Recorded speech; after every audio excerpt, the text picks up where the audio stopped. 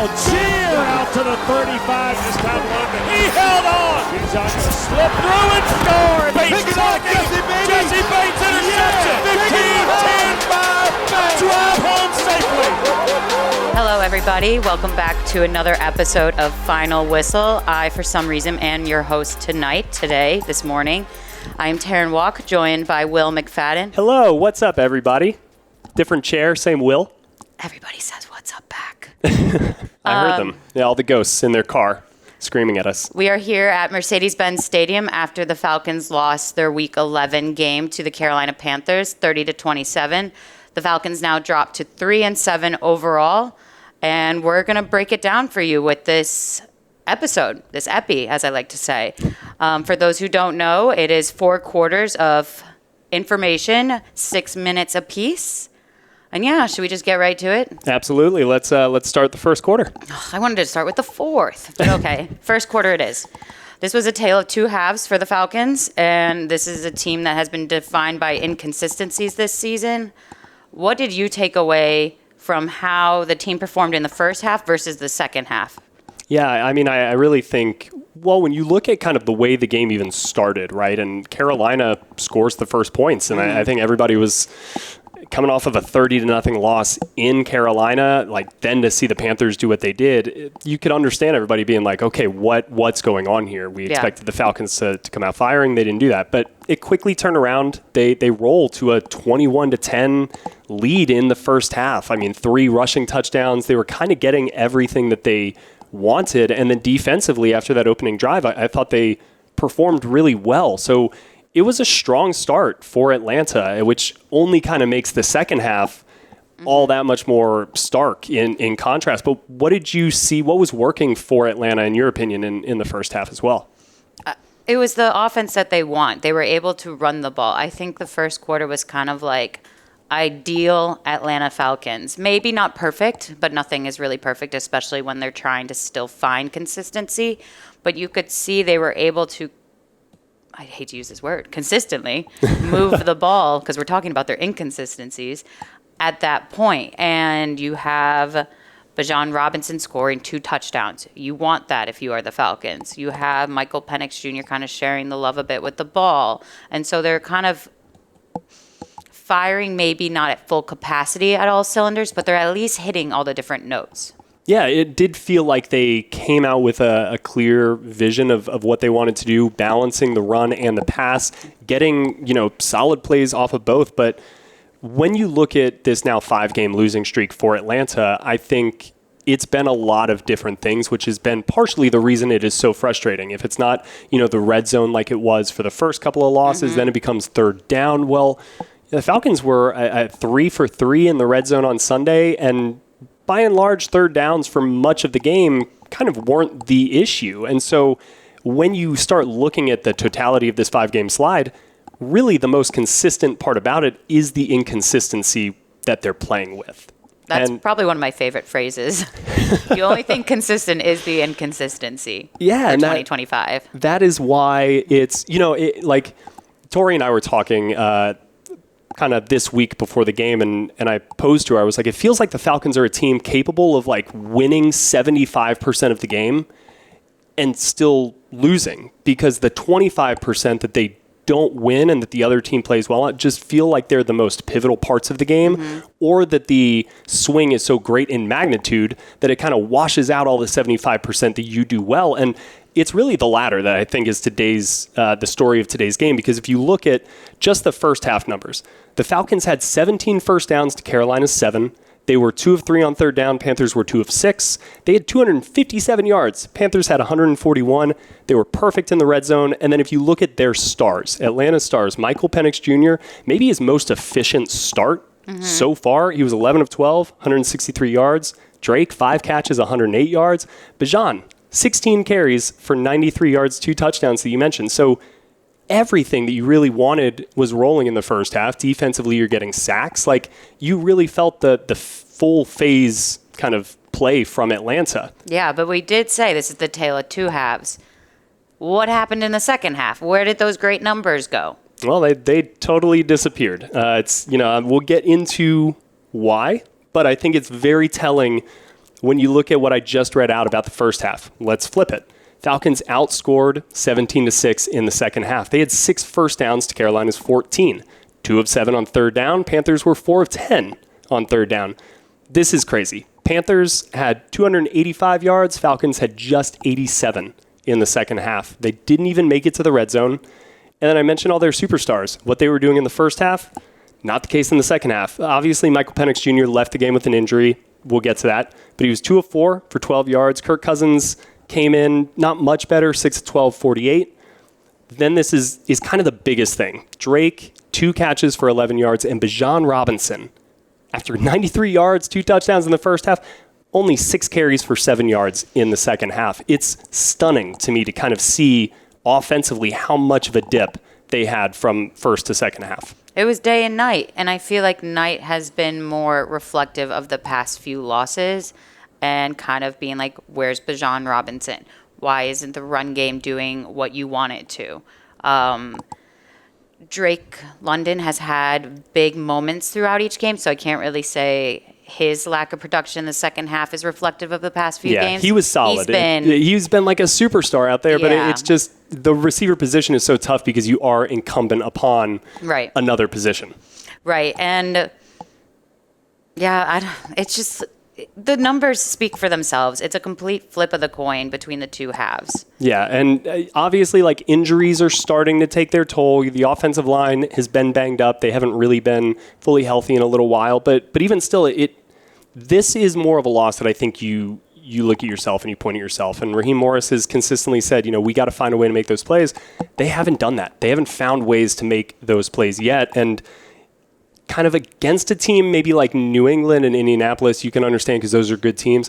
The Panthers this year are proving to be more resilient than we expected, but I still feel like the Falcons, if you play this game 100 times, probably come out a majority of the time with the win. Unfortunately, it's just twice this season. That has not been the case, and it really puts them that was the whistle. In a perilous spot. Way to hold me accountable. I know. I heard the whistle. It's triggering. The whistle waits for no one. It's a little triggering as a former lifeguard. Well, you were the one in control of the whistle. The whistle wasn't controlling you as a lifeguard, I hope. True. Anyways, second quarter. You mentioned injuries to the offense that kind of are still lingering and affecting their performance, but there were 2 big injuries on Sunday night. Want to walk us through what happened to Michael Penix Jr. and Drake London specifically? I don't, Terrin. I'm going to toss it back to you because this is your bag. You're our beat reporter. You break it down for us. What went down with Michael Penix Jr. and Drake London? I don't like. See, I'm supposed to be the host. You wear multiple hats in that chair. Michael Penix Jr. hurt his knee in the third quarter. Yes, sir. Ma'am. And no, I'm going to let that slide. Drake London hurt his knee, I'm presuming in the end of the fourth, because then he wasn't in overtime at all. He was ruled out officially in overtime, though. So those are just 2 knee injuries, kind of to really 2 key players. Raheem Morris didn't have an update post-game, so make sure you're staying up to date with both Will and my Twitter accounts for the Monday press conference when there hopefully will be an update. If not, definitely come Wednesday when the first injury report comes out. But what was the impact? I think you could feel it more with Michael Penix Jr. because it was more time without him when he exited and Kirk Cousins came in. Yeah, I mean, I feel like really the biggest impact may have been just on the offensive game plan in general. This, even with the Miami game, it's just been a little bit of a night and day contrast with Michael Penix Jr. Obviously, you had the full offseason training camp to install a version of this offense with him as the focal point.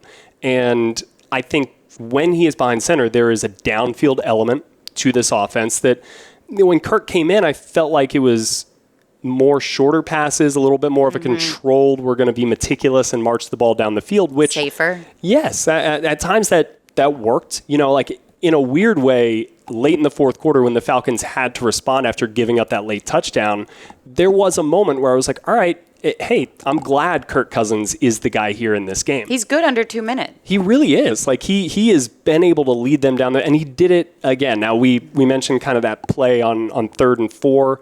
He throws the deep pass to Drake London, and presumably that is the play that Drake gets injured on. They don't connect on that. maybe you can wonder about the decision to take a deep shot on a 3rd and 4 if you can keep it, but they were already in field goal range. They take it to overtime. It more was about, I think, the ripple effect on the rest of the offense. And then maybe when we look at Bijan's second half numbers and kind of the rushing total, I do wonder, does that play a factor? When you don't have Michael Penix in the game, did they kind of crowd the box a little bit more? Do they walk a safety down and just kind of really focus on the run game? The numbers indicate that there was something maybe there to that, but yeah, it was just a really kind of dispiriting thing to see Michael Penix Jr. walk to the sideline in a game that suddenly had gotten a little bit tighter. You know, you're up 21-10, then the Panthers come and they make it 21-16, then you fumble and turn the ball back. It was like, oh no, okay, and then your quarterback goes out. So all in a span of a very quick third quarter action, things started to kind of tilt downhill. Yeah, and it's not even like the Panthers were out here coming and scoring touchdowns to catch up. It was inch by inch. It really was. The defense did what they could because it was field goal after field goal, but I am getting off the point, and we're focusing on the injuries and what it meant. But I do agree with you in the sense that without Michael Penix Jr., the offense changed, and I did think it was really interesting that Raheem Morris alluded to as much, where he said, we'll have to figure out what Kirk is good at. Or not good at, but like what works with him behind center specifically if Michael cannot play in week 12. And that kind of took me as a surprise because you have this backup who has a massive contract and has so much experience that you would think if Michael Penix Jr. were to get injured like he did today, that plugging Kirk Cousins in, a veteran, would have kind of been more seamless than it has been. It is, the reason that you believe Kirk is still here, right, is because of that value that he offers as a backup quarterback coming right off the bench, and now it's interesting to me that the Miami game and this game, it's not like the offense has been lighting it up with Kirk under center. And that's where, I keep kind of coming back to the scheme. And it's really tough when you're putting in a game plan for one person and it goes out the window. It's not necessarily like a true understudy in a play where it's the same lines, all the other parts are the exact same. And you just kind of, everything ripples out from the quarterback position. And even just the cadence, somebody's like the way they command the huddle, it can be very different. And it really is just kind of a shame to see. I feel like we didn't get a chance to see maybe a vintage or classic Michael Penix Jr. second half because the way he played in the first half, I was like, okay, if you can keep this going in the second half, there is a chance. And we kind of saw that awesome duel in Week 18 between he and Bryce Young. Maybe it was setting up for that, and we'll just never know. Yeah, I'm really curious how this knee injury is going to impact not just Week 12, but possibly farther down the line. Because it is worth noting, Raheem Morris afterwards didn't say, which knee exactly it was, but Michael Penix Jr., 2 ACL injuries on his right knee in college, has the brace on his right knee. It kind of seemed like he was grabbing at both knees when he went down, but he kind of tossed his helmet up in the air in a little bit of frustration. So, we'll see where it goes on that. I'm curious, though, it's like, what would be if you had one guy was going to miss the game for New Orleans?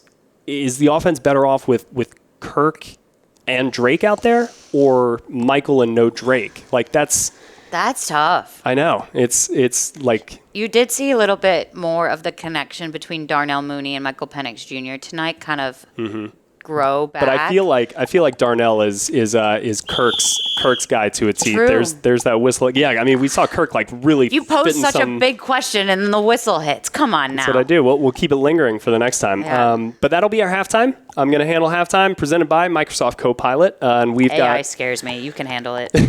Don't be afraid of AI. It's only coming for all of our jobs. But Microsoft Copilot has helped us all season long compile these podcast outlines, and we're gonna not talk a ton about the defense today because only 4 quarters of action. We got a lot of topics we got to hit. So I thought this would be a good time to briefly mention what the Panthers were able to do on offense. Bryce Young, I was shocked when I looked at the final box score. 448 passing yards for the Panthers quarterback. I mean, this is somebody that I think a lot of people are still trying to figure out exactly who he is as a pro. On Sunday, with everybody coming in thinking Rico Dowdle and the Panthers running game was going to be kind of the main offensive weapon for them, that was not the case. And it's actually, the 6th highest passing yard total against the Falcons in history in a single game. So that list, for anybody wondering, I'll bet nobody out there, I'm going to pause. Everybody, trivia question. Who has the most single game passing yards against the Atlanta Falcons? All right, time is up. It is Jake Plummer for the Denver Broncos in 2004, 499 passing yards. So close to 500. Yep. Next on that list, Joe Burrow. Third on that list, Joe Montana, 1990. Then you got Tommy Maddox and Dak Prescott before Bryce Young. So that is quite the list, and Bryce Young is the newest member of it. And I mean, he 3 touchdown passes, 0 interceptions. He also had 3 touchdowns in that Week 18 game. Bryce is kind of sneakily becoming a boogeyman for the Falcons. He's kind of creeping up that list a little bit. So he will definitely have to be somebody the Falcons contend with and keep circled on the calendar moving forward. You mean on the I-85 rivalry? There you go. Hey. On the I-85 rivalry. So that will do it for our halftime, brought to you by Microsoft Copilot. Let's head on in to the third quarter. I didn't have a halftime snack. Okay. Third quarter. The Falcons' inability to make plays when they count. You know, that kind of speaks for itself, but I'm going to let you dive into it.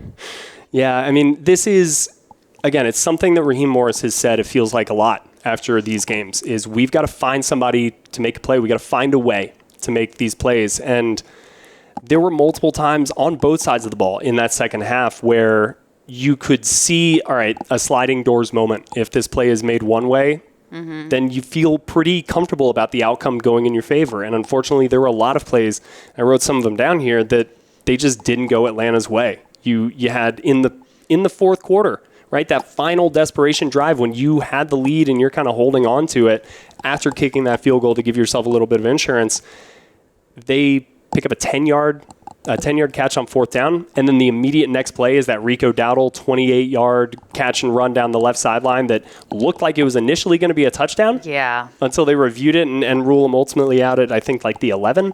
And then 2 plays later, Caden Ellis kind of slips, stumbles in coverage, and there's a touchdown right over him. Like these are players, like Caden is a guy I would trust implicitly in a lot of different things, and it just kind of was a breakdown there in the last little bit, kind of coming off the heels against Indianapolis, where again you have a lead late and there's a big play that allows the other team to come back and ultimately get you from behind. And then offensively, talk about that third down, 3rd and 4, kind of the deep shot to Drake. Kirk Cousins to Drake London, yes. And just a missed opportunity. Asked Kirk about that play afterwards, and he said that he's so maniacal is the word that he used in kind of his review. That what a word choice. Yeah, I that's why it's stuck in my brain, because I was like, okay, crazy. Okay. He's a little bit cuckoo when he's digging in, and in a good way, right? He wants to stress on he was like, it could have been a good enough ball, but I think this was him taking a little bit of ownership. It wasn't a perfect ball. It wasn't a great ball. So how could I throw that ball better is kind of the answer that he gave. Ultimately, it doesn't matter because they didn't connect. And sure, Zane Gonzalez comes on and kicks the field goal. That was positive, right? Your kicker, you feel pretty good about right now to send it to overtime. But then you had an ineligible receiver downfield on the second play in overtime, and that negated a nice Bijan catch and kind of run that felt like you were gaining some momentum. Follow that play up with Kyle Pitts dropping a slant route that hit him kind of right in the hands on your follow-up second down play. So really just the moments are there. The moments are there to be made, and for whatever reason, these guys have not been able to make those plays. And what's really tough is, at least to us, we're not getting a hardcore explanation as to why these moments are being made. We always get we'll find a way. It comes down to execution. We need to be cleaner on the little things. And I don't know, maybe it's just because I see what the fans say all the time on Twitter. Y'all scare me. They're not coming right up to you in the streets and just telling you what they think. I'm getting that all the time. People are like, Will. Really? Sit down. Let me tell you everything. No, I'm just kidding. Oh, I was going to be like, I hope that never happens to me. If you find Terrin, though, Please go do that. Ignore Will. Never approach Terrin in the wild. But they want answers. I want answers. Like, what is going wrong? You want to find a way? What are you finding a way from, to? Like, just a little more. You know what I mean? And because what does that exactly mean? And I mean, find a way to win. Right. But how? I want to know the how behind it all. And I think that is, to your point, a little bit like of the confusing nature of it, especially when you can look at a bunch of the different outcomes coming in different ways. You know, the central problem for some of these games being totally different, and you actually can look at clear improvement in some of those metrics, right? The red zone has not been an issue the last couple of weeks, right? And it's rare to see a team execute as well as the Falcons have in the red zone kind of this week, last week, and even with New England. They were decent in the red zone, I think, in that game as well. Yeah. And to emerge with 0-3 in that, where you're really being efficient down there.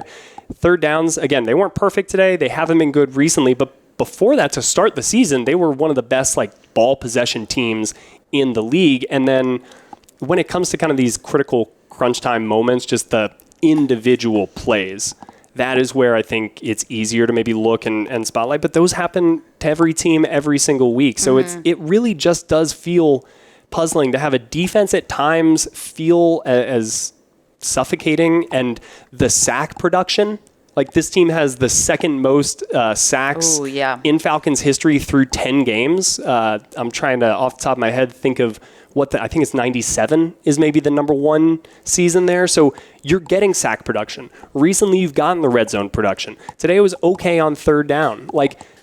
Usually that ladders up to winning football, and it just hasn't for the Falcons in 5 straight games. And that's where it's just head scratching to be like, okay, you can point to some of the metrics that usually indicate wins, and they're not performing horribly in them. That's where I keep coming back to the 75-25. It just feels like that, 25, and sometimes it's probably 40%, maybe sometimes it's, but the negatives are so bad, it feels like sometimes, or it outweighs the good to such a degree that, I get the frustration from the fans, because it is hard to pinpoint. And when you're able to wrap your head around something, I think you're able to tolerate it a little bit more.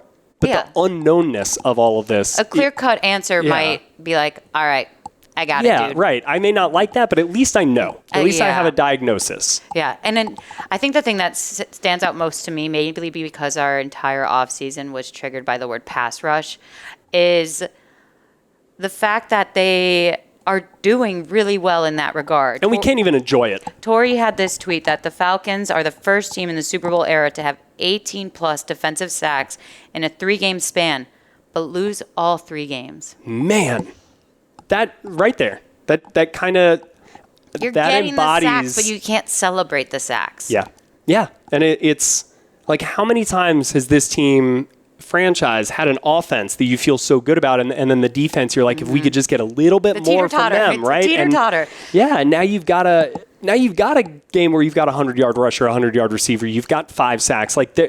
Again, the metrics that you would normally point to aren't horrible for Atlanta, and they're just not finding these ways to win, to Raheem's point. And again, I think that is what has a lot of Falcons fans kind of pulling their hair out right now. I'm pulling my hair out. No, you're not. Your hair looks great. Oh, thank you. I pulled my hair out, though. My hair's... anybody who saw the YouTube video of our Friday Five... Out. Well, that's what I told you, is that I cut it. Ooh. Fourth quarter. Oh, man. We're ending on this note? I mean, we have to. We have to, but... What are the Falcons' playoff chances now? And where does this team go from here?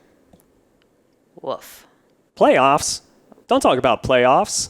Playoffs? Yeah. We got to talk about New Orleans, that's the thing is at this point. No. You and I need to talk about the playoffs. The players cannot talk about the playoffs. They need to focus one game at a time.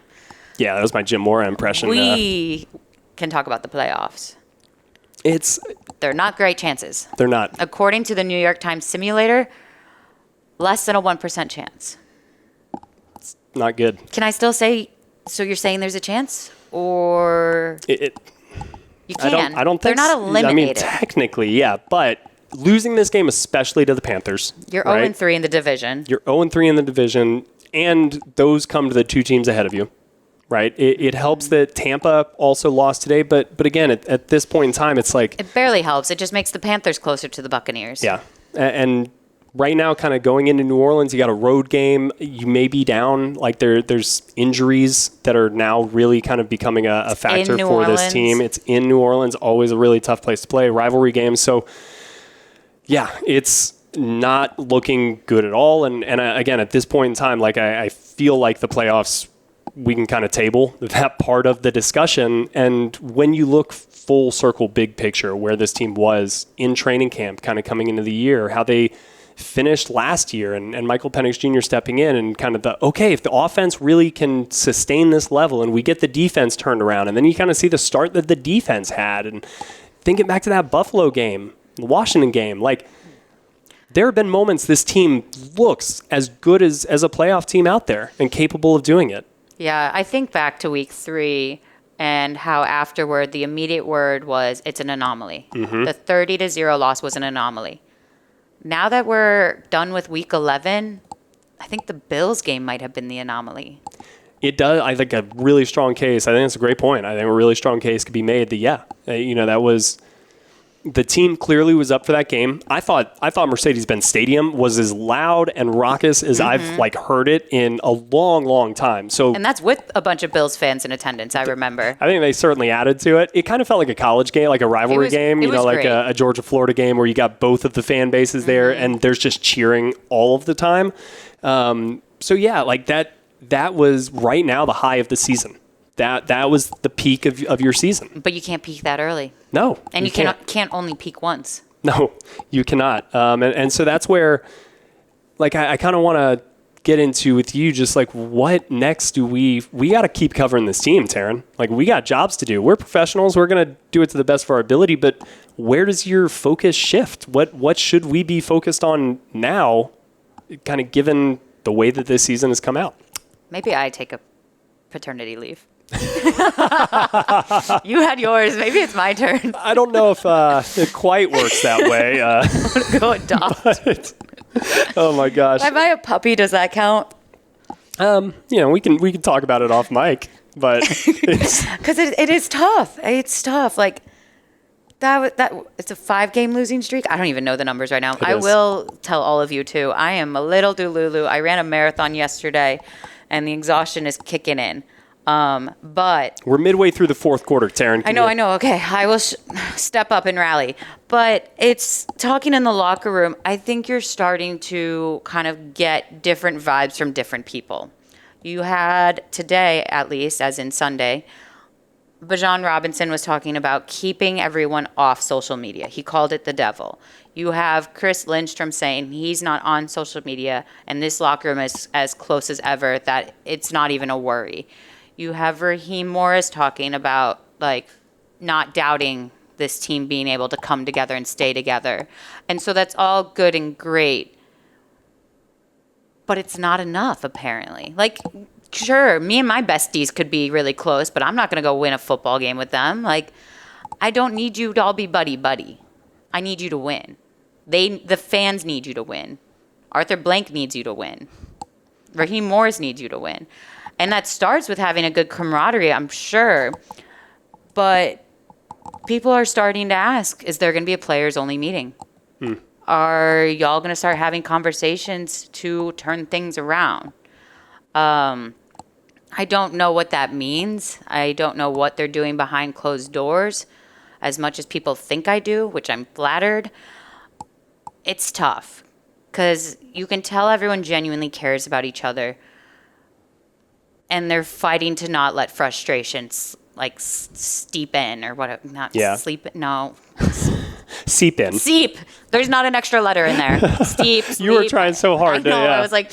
We could go with creep. I would also accept creep. That word was said. Don't let the negativity creep in. There you go. And that was something that stood out to me a lot in this post-game locker room because before, in the past 4 losses, it was never mentioned. And so now I understand probably because playoff chances are negative, or not negative, less than 1%.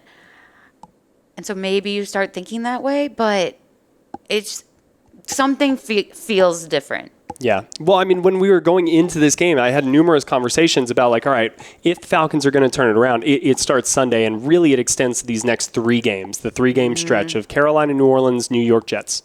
It felt like those are your 3 most winnable games remaining on the schedule, but it's got to start on Sunday. And it didn't. So now what? Now it's like, okay, again, it's less Coach than 1%. Will, what do we do? Yeah, I wish I knew. If I knew, I wouldn't have a microphone in front of my face. Or you would, but you'd be on the sideline. Very true. I'd be raising it and lowering it and raising it and lowering it as I called the plays with the play call in front of my sheet. I think for me, I'm going to be looking at, especially at a lot of the young guys, how do they handle this? How do they keep progressing? How do they mature? And really just the ability to control the locker room from the coaching staff, right? Can they keep these guys locked in? Because the moment that frustration sets in, that is really when I think it kind of really spirals downwards. No spiraling. This podcast is the only spiraling that is allowed. Or is it just me? Oh, man. But, yeah. The next trip is to New Orleans. So another NFC South matchup. The Falcons hope to get a win on that divisional record because otherwise they're 3-7 and 0-3. That's just the reality of the situation. And there's a lot of football left. There's 7 games. And I never thought I would use that cliche. There's a lot of football left, but today was a big one. Today was a very important one, and you let it kind of slip away. And what really stings, I think, the most about these last couple is that you had the lead late in the fourth quarter. You were kind of leaning on what has become the strength and identity of this team, which is the defense. Are we in overtime? Weirdly. Well, today's game went in overtime. I think we can stretch a little bit in overtime, so bear with us. But, yeah, this was a really tough one. You fought tooth and nail with the Patriots and the Colts. Yep. Yeah. And now this. So that's our overtime drive. Yeah, we'll wrap it up there, I guess, on a little bit of a bummer note. But, hey. There's 7 games left to win. Sure. There definitely are 7 games left to win. And if the Falcons win them all, then we will revisit this playoff conversation probably midway through that journey. I mean, look, if they're beating the Seahawks and the Rams, that'll... Hey, 1 game at a time. Let's not look ahead.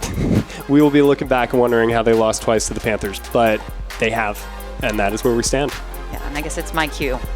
Thank you for listening to this episode of The Final Whistle. Make sure you're looking at AtlantaFalcons.com for all the latest and greatest content as Week 12 hits this week.